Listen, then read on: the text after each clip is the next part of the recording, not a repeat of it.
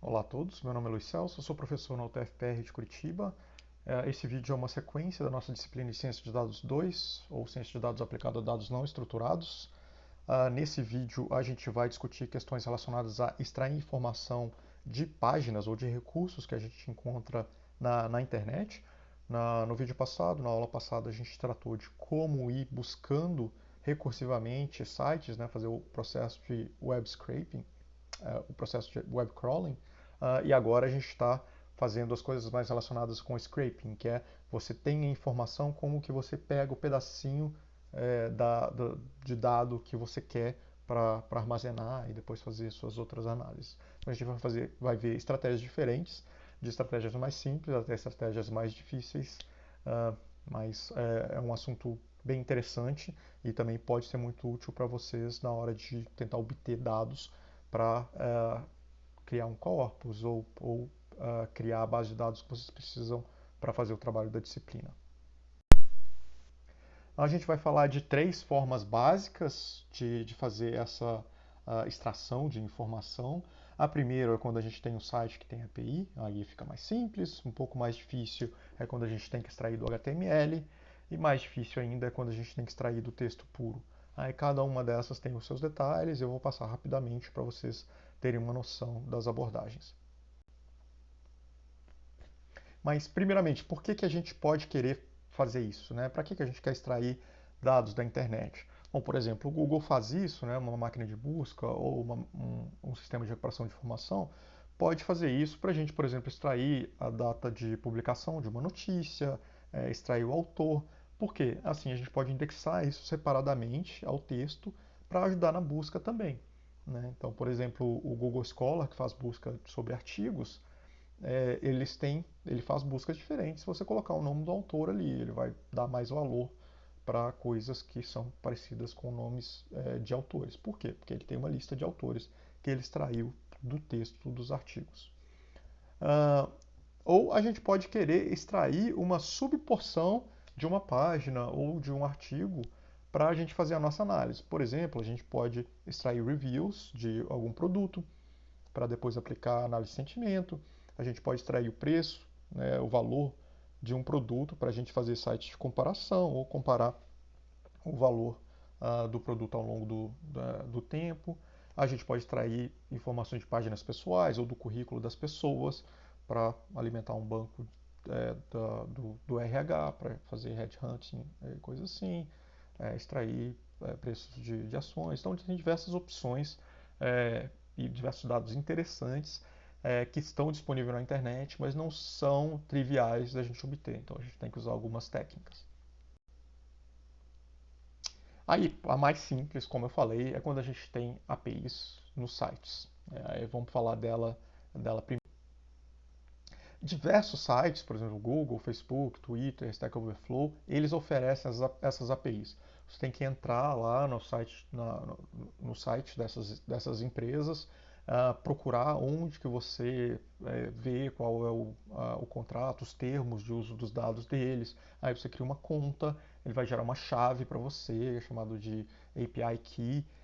Para cada um desses sites vai ser diferente a forma de segurança que eles vão te oferecer, vai ser diferente o nível de restrições que o seu acesso vai ter, né? Mas aí, a partir do momento que você tem acesso a essa chave da API, você pode se autenticar e começar a obter as informações diretamente para você compor sua base de dados. Então isso funciona muito bem, é muito simples, você só precisa ver a documentação do site, ver como que são as chamadas da API que você precisa fazer. Em geral são APIs REST, aí dada a linguagem de programação que você programa, você vê como que a biblioteca de REST faz as requisições, e aí você monta as requisições e vai obter os dados. Em geral, a resposta dos dados também são em JSON, que também facilita o processamento. Então, em geral, não é difícil fazer esse tipo de coisa. É só estudar como que é a API, como você tem que fazer as requisições e depois tratar os dados. Não tem muito segredo. É, e aí, qualquer linguagem basicamente tem bibliotecas para você conectar diretamente pelo protocolo REST. É bem simples, é um protocolo super simples. Mas você acessando por REST, você tem que entender a API, saber como construir as consultas e depois vai ter que processar os resultados também. Uma forma ainda mais simples é quando alguém ou alguma organização pega e transforma essas APIs REST em bibliotecas de uma linguagem de programação. Aí, em vez de você ter que construir uma URL lá para pegar um determinado usuário no Twitter, o perfil de um usuário no Twitter, aí você escreve lá aquela URL gigante lá e posta isso para o endpoint REST. Uh, mas, em vez de fazer isso, se alguém já escreveu a biblioteca, a pessoa deixou tudo mais simples para você, porque ela vai esconder toda essa complicação do REST e você só vai, por exemplo, ter que falar para a biblioteca, busca as informações do perfil dessa pessoa. E aí você passa o handle do Twitter da pessoa e a biblioteca obtém tudo. Então, para os sites mais populares, esse é o caminho mais recomendável, porque facilita bastante as coisas. Mas se precisar acessar para o REST também, não tem problema nenhum, é super simples. Aí alguns exemplos de APIs que têm a API REST, mas que pessoas foram lá e criaram bibliotecas. A gente tem o Facebook, aí tem essa biblioteca no Python, que aí ele deixa a gente, por exemplo, pegar, né, se conectar, né, com o token, isso aqui é a informação lá a chave, né, que você configura lá no seu perfil do Facebook para ele te autorizar a pegar informações, né? Aí você pode pegar coisas, né? O Facebook é limitado, em geral você só consegue pegar informações sobre você, mas você pode pegar lá a sua informação, pode pegar as conexões com os seus amigos, pode contar os amigos, né? Listar os amigos. Então tem diversas coisas que são permitidas, né? Você pode entrar em grupos públicos também, pegar os posts e tal. E aí o legal da biblioteca é que a biblioteca permite a gente fazer isso, né? É, por exemplo, ah, aqui na API, na biblioteca, o objeto graph permite que a gente pegue todas as conexões de uma determinada pessoa, né? Todos os amigos. Então, em vez de construir uma requisição REST, eu simplesmente chamo esse método, digo de quem e quais tipos de conexão que eu quero e ele retorna tudo. Então facilita bastante. E aí, se quiserem mais detalhes, tem lá nos slides, né? E tem diversas fontes de informação sobre esse tipo de acesso na internet. Outra API famosa é do Twitter, também é bastante usada. Uma biblioteca também para a linguagem Python, essa TweePy, que deixa você fazer coisas, né, a partir do momento que você tem as suas chaves de acesso, ele deixa você fazer requisições que, por exemplo, monitoram postagens de um determinado assunto ou contendo uma determinada string. Por exemplo, aqui nesse código eu coloquei que eu quero que esse meu robozinho capture todo o tweet que menciona a palavra Trump. Aí ele fica rodando, sempre que alguém menciona Trump, ele vai capturar essa mensagem e vai armazenar para mim. No caso aqui, eu acho que está imprimindo na tela. Mas aí a gente poderia armazenar, na verdade está armazenando no texto, num JSON. Então a gente pode fazer isso com muita facilidade e depois usar esses dados e processar do jeito que a gente quiser. Então, sempre que a gente tem essas APIs REST ou tem bibliotecas para a gente acessar os dados, facilita muito a nossa vida, é altamente recomendável. Atenção que muitas vezes essas APIs mudam, né? E sobretudo nos últimos anos, como teve bastante mudança nas leis de proteção de dados e etc. Então pode ser que os códigos que eu mostrei estejam um pouco desatualizados, né? Então sempre busquem a informação mais atual.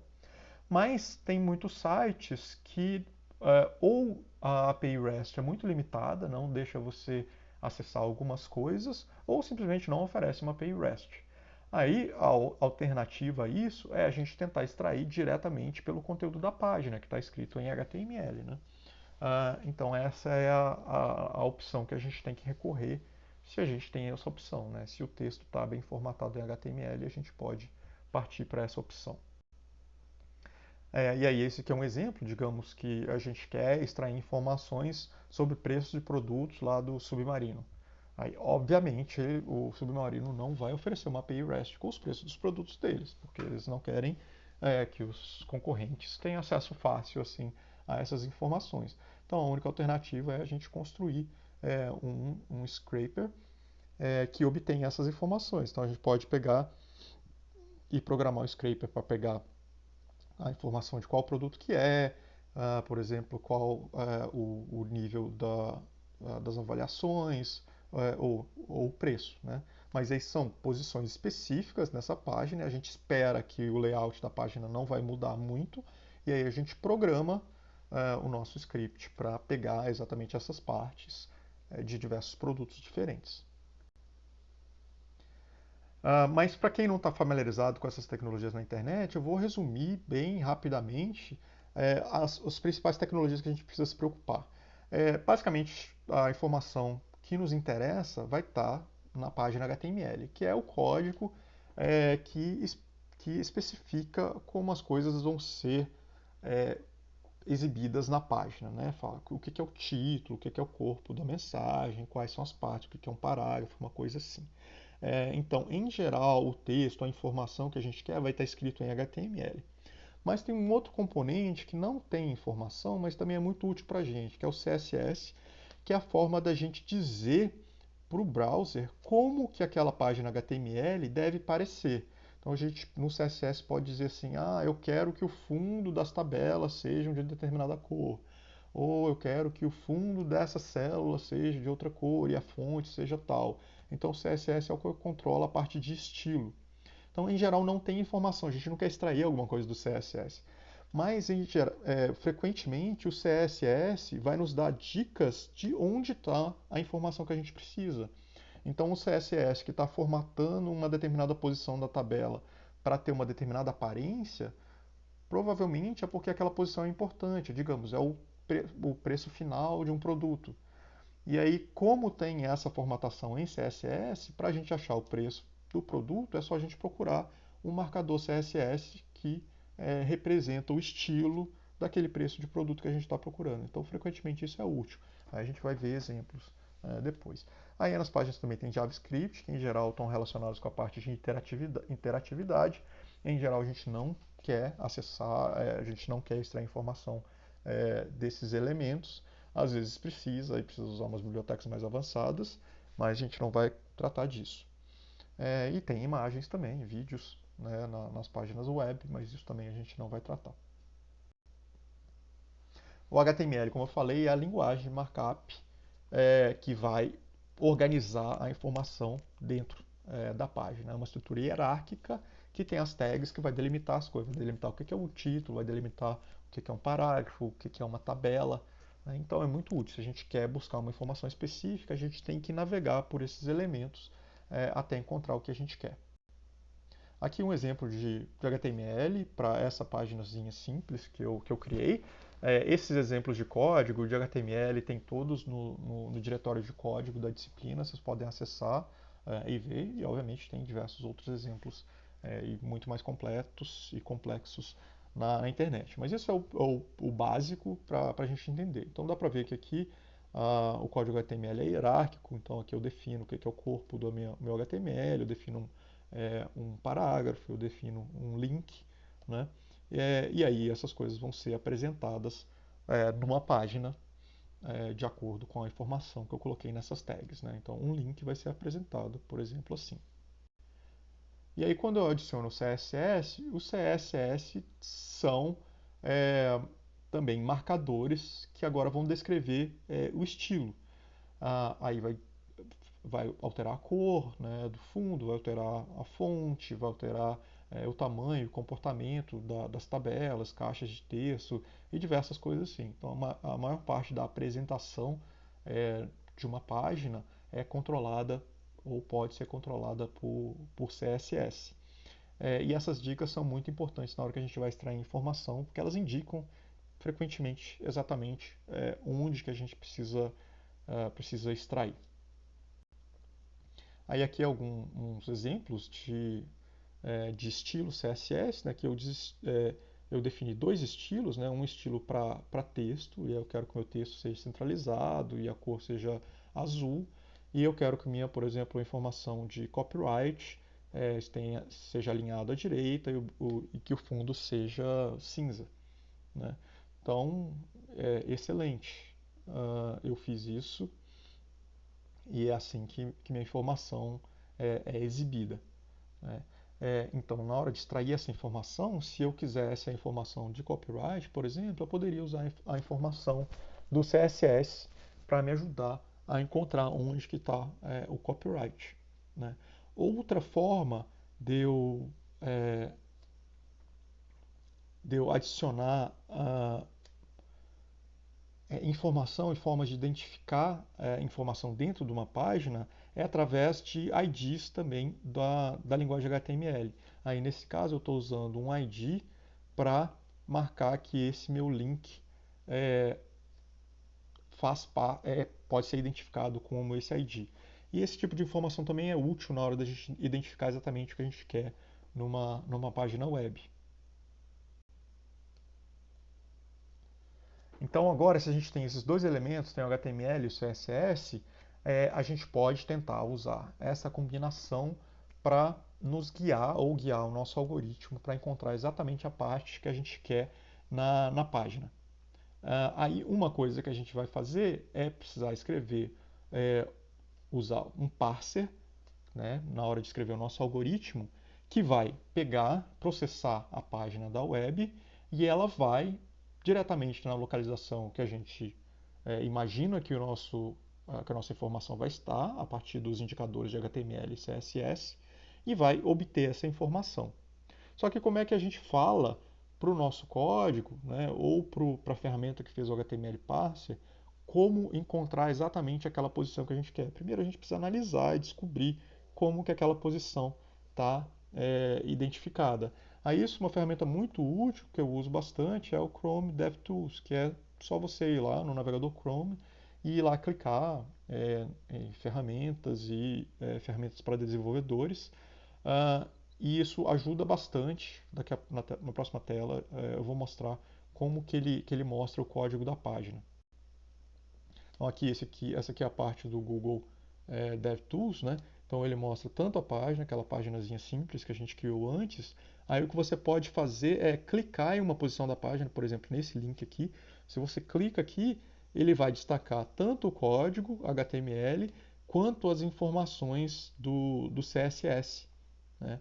E aí com isso você vai ter toda a informação que você precisa para saber como informar o seu script, como que ele tem que acessar essa subparte que você quer. Então, por exemplo, se eu estou interessado nessa URL destacada aqui, uma informação bem básica que eu posso usar é o ID dela, né? Então eu vou usar essa informação do ID na minha biblioteca de parsing para obter essa informação.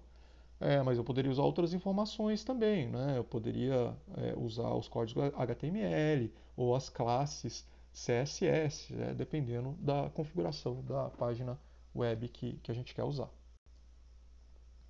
E aqui é um exemplo usando o Beautiful Soup, que é uma ferramenta, né, uma biblioteca de Python para fazer o parsing do HTML. Então ele vai pegar uma página em HTML e vai transformar numa estrutura de memória que representa a estrutura hierárquica daquela página. E a partir disso a gente consegue, por exemplo, pegar todos os parágrafos, ou no caso lá, se a gente está querendo exatamente aquele link que eu falei, eu posso pegar exatamente o ID daquele link, né? Ou eu posso pegar também uma classe usando o CSS. Então, a gente oferece diversas possibilidades para pegar exatamente o que você quer. E como que você descobre onde que está o que você quer? Uma forma é analisando, usando o Chrome DevTools, né, para descobrir que a classe onde está a copyright é essa classe copy, né? Então isso a gente faz investigando usando o Chrome DevTools.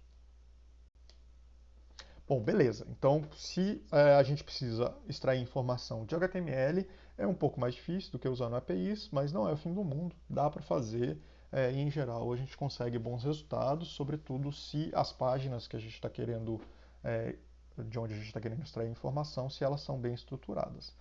Mas tem outros casos onde essa estratégia não funciona, casos onde as informações não estão bem delimitadas. Você não consegue achar um endereçozinho para dizer, ah, a minha informação está ali. Por exemplo, se você tem uma notícia de um crime e você quer saber onde que aquele crime aconteceu, não dá para navegar no HTML e saber onde que aquele crime aconteceu. Você tem que tentar minimamente entender o texto, entender o que é uma localização e onde que aquela localização está sendo citada, para extrair essa informação. Então, sempre que a gente a gente precisa extrair informação de documentos não estruturados, do texto puro, em geral, a gente chama esse procedimento de extração de informação. Apesar de eu estar usando o termo extração de informação para todos esses tipos que eu citei até agora, na academia, no ambiente de pesquisa, no ambiente científico, em geral a gente chama de extração de informação só quando a gente tem que fazer extração diretamente de texto não estruturados. Então a gente tem lá artigos ou páginas da internet, aí a gente quer fazer vários processamentos para a gente conseguir colocar o que antes era texto, agora colocar numa forma estruturada, num banco de dados, numa tabela, né? Se for questões de crime, colocar cada crime, onde aconteceu, que tipo de crime. Aí, uma vez que a gente faz isso, abre toda a oportunidade para a gente fazer os processos de ciência de dados ou data mining, que a gente também está acostumado, para a gente extrair informação a partir disso. Né? Então, esse processo de extração de informação é muito importante quando a gente trata de dados não estruturados. E aqui é o famoso uh, espectro, né, de estruturação, né, que eu uso em diversas aulas, cada hora é um pouco diferente, né? E vejam que quando a gente tem HTML que é mais bem comportado, a gente usa as técnicas de scraping, né, que eu falei, de extração da informação diretamente do HTML. Em geral funciona bem. Mas quando a gente tem, por exemplo, artigos científicos não têm essa estruturação que uma página HTML tem.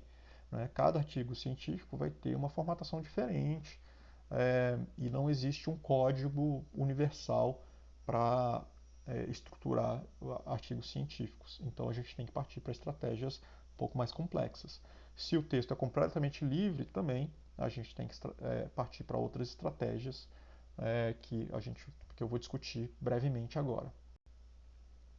Aí alguns exemplos desse tipo de extração de informação.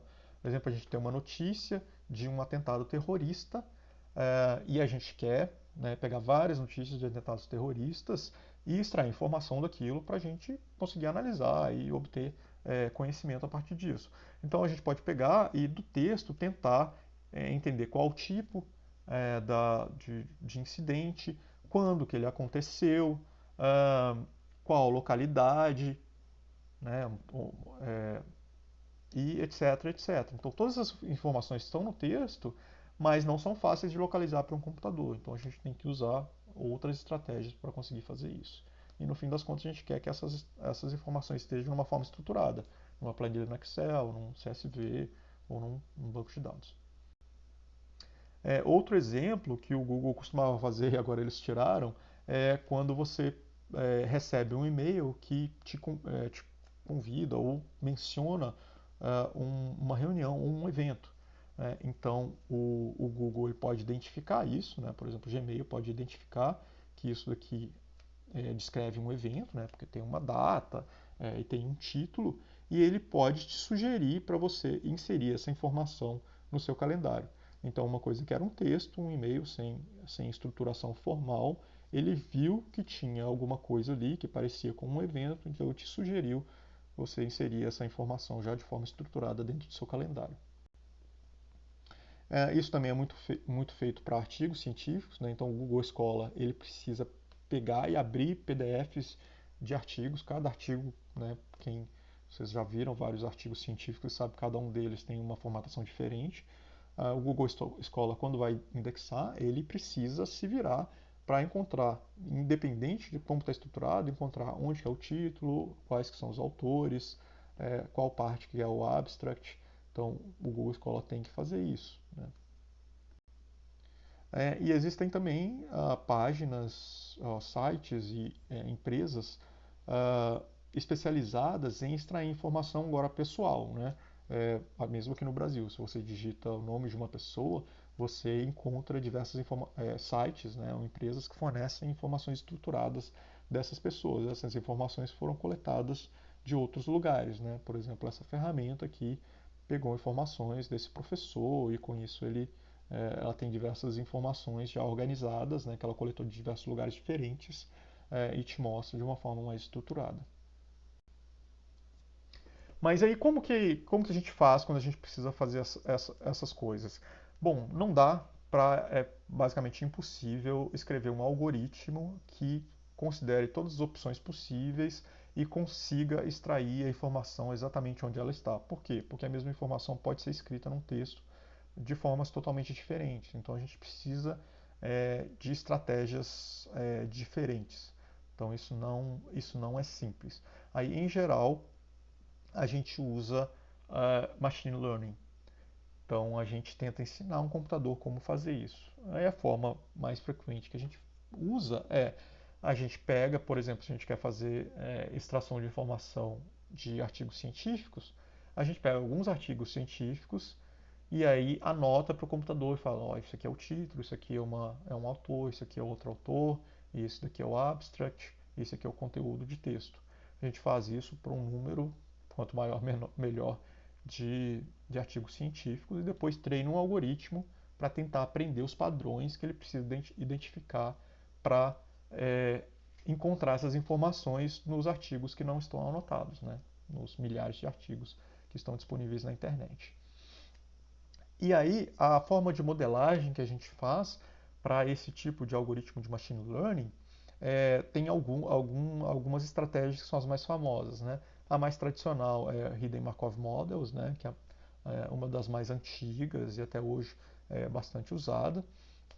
Mas tem outras técnicas que são mais atuais e mais complexas que conseguem obter resultados melhores. Eu vou descrever bem rapidamente como que o Hidden Markov Models funciona, só para vocês terem uma ideia de como que é a técnica, mas isso está um pouco além do escopo da disciplina, mas se vocês precisarem usar esse tipo de coisa no trabalho, a gente pode aprofundar e eu posso dar dicas mais específicas sobre isso. O HMM, né, o Hidden Markov Model, é um modelo estatístico que é baseado em processos de Markov, que são processos bastante utilizados na engenharia em geral, são bem importantes em diversos sistemas, que quando você modela um processo e você diz que o estado de um processo só depende do estado anterior ou dos N estados imediatamente anteriores. Então você sempre dá uma janela para você extrair as previsões e as definições para o seu estágio atual, você só usa essa janela, em geral pequena, de estágios anteriores. Em diversos processos a gente consegue descrever assim, porque as coisas são bem previsíveis, né? Uma coisa passa de um estado para outro, e em geral quando está naquele outro estado vai para um novo estado. Então basta a gente saber qual é o estado anterior, quais os últimos 2 ou 3 estados, para a gente tentar prever ou capturar a informação para os próximos estados. Né? E aí, se a gente pensa em, por exemplo, um artigo científico com o texto sendo estados, a gente pode usar um HMM. Então, por exemplo, a gente vai passando no artigo, em geral, o primeiro estado no começo de um artigo é o estado título, né? Porque a primeira palavra em geral faz parte do título, a segunda faz parte do título, então está tudo no estado título. E aí na nossa modelagem do HMM, depois que a gente vai de um título, o que é mais comum ver? Uma introdução ou ver os autores? Provavelmente os autores. Aí está vendo que dá para modelar isso como um processo de Markov? E é exatamente isso que é feito. E isso só é feito, só é possível fazer isso porque tem essa estruturação no artigo científico. Né? Se a gente usar, por exemplo, o modelo Bag of Words e ter as palavras todas misturadas dentro de um artigo, a gente nunca vai conseguir extrair a informação que a gente quer. Mas como os artigos têm, em geral, uma estrutura relativamente previsível, em geral, a gente pode confiar nisso, que um artigo começa no estado autor, aqui é estado autor, estado título, estado título, estado título, de repente começa a ir para estado autor, estado autor, estado autor, estado autor, estado e-mail, Né? Então, essa estrutura, em geral, é relativamente previsível, dá para uma máquina aprender. E a forma de aprender é exatamente treinar esse modelo do Markov Model, que é aprender qual a probabilidade da gente passar de um estado para outro. Né? Aprender que a probabilidade de sair do título e ir para um autor é mais alta do que a probabilidade de sair do título e ir, por exemplo, para a introdução. Né? Então a gente tem que aprender essas probabilidades a partir dos dados que foram anotados anteriormente. Né? Então a gente anota alguns dados, sei lá, 100 artigos, treina o algoritmo, depois e com isso a gente consegue classificar, sei lá, 1 milhão de artigos e economiza bastante tempo. Né? Outra informação que é usada é também a informação das observações que estão sendo feitas. Então, se você está lendo um título, em geral, as palavras que estão escritas naquele título são palavras mais associadas a título. Palavras que estão como autor são mais associadas ao autor. Provavelmente você não vai ver a palavra Ana num título. Isso é bem raro. Então, o algoritmo também aprende as probabilidades de associação entre palavras e estados, né? Que essas são as setinhas de baixo que estão mostrando. Então, esse é um exemplo. Assim, a gente quer aprender essas probabilidades. Qual a probabilidade da gente estar numa palavra que faz parte de título e a próxima palavra ser uma palavra de título também? Isso é uma probabilidade alta. A probabilidade de eventualmente virar uma palavra de autor também é relativamente alta. Né? Já a probabilidade de sair do título e ir direto para um e-mail é praticamente zero. Então a gente tem que aprender isso com o texto. Né? E a gente também tem probabilidades. Né? A probabilidade da palavra learning aparecer num título deve ser maior do que a palavra learning aparecer num autor. Então todas essas dicas estatísticas ajudam ao modelo decidir o que é título, o que é autor, o que é e-mail dentro do texto de um artigo. E aí é basicamente isso que eu falei, né? A gente está aprendendo essas probabilidades. As probabilidades de transição e as probabilidades de emissão, que são as probabilidades de você ter uma determinada palavra dentro de um determinado estado. Né? Então, não é difícil de entender, não vou gastar muito tempo com isso, mas é um modelo bem simples, super interessante, muito usado para diversas coisas em machine learning. É bem bacana. E aí tem diversos modelos mais complexos, baseados nessa ideia também, mas que conseguem capturar é, é, em direções maiores, tem mais flexibilidade para combinar mais estados anteriores ou combinar direções diferentes entre as transições dos estados. Então tem diversas brincadeiras que dá para fazer para deixar esses algoritmos mais robustos. Aqui o exemplo de um modelo que aprendeu essas transições, tá vendo? Ó, eu falei para vocês, ó, a gente está dentro de uma palavra que é classificada como título, a próxima palavra a ser um título é muito alta, né?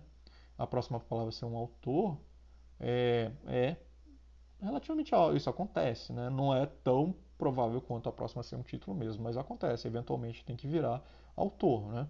Mas, por exemplo, a probabilidade de sair de título e ir para afiliação nem aparece aqui, porque é zero, não foi visto na base de treinamento. Então é esse tipo de estatística que a gente quer aprender e construir o nosso modelo para a gente classificar os documentos que a gente não classificou ainda. Né? Aí o modelo vai classificar para a gente.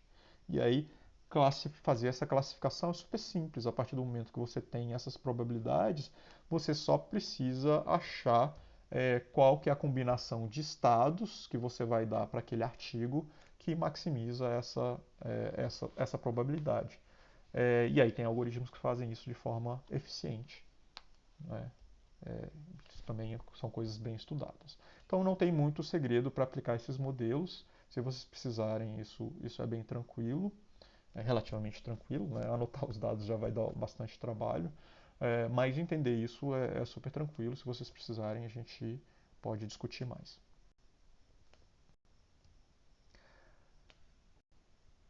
Bom, hoje em dia tem outros modelos que são usados mais para extração de informação. Então, por exemplo, Markov Logic Networks, eles funcionam melhor, conseguem capturar mais informação e melhorar a qualidade da extração de informação. Na época que eu trabalhava com isso, os algoritmos mais eficientes eram os Conditional Random Fields. Eu cheguei a usar, que também é bem parecido, a forma como você programa é parecido com ah, os Markov Models, mas a teoria é um pouco diferente e isso, o modelo é mais flexível. E eu tenho certeza que hoje tem diversos outros modelos também que vão ser super eficientes. Aí, então era isso para essa aula. Então, diversas formas de você extrair informação, das mais simples para as mais difíceis, né? Mas se vocês se enfrentarem esses problemas, agora vocês sabem qual o direcionamento que vocês têm que adotar.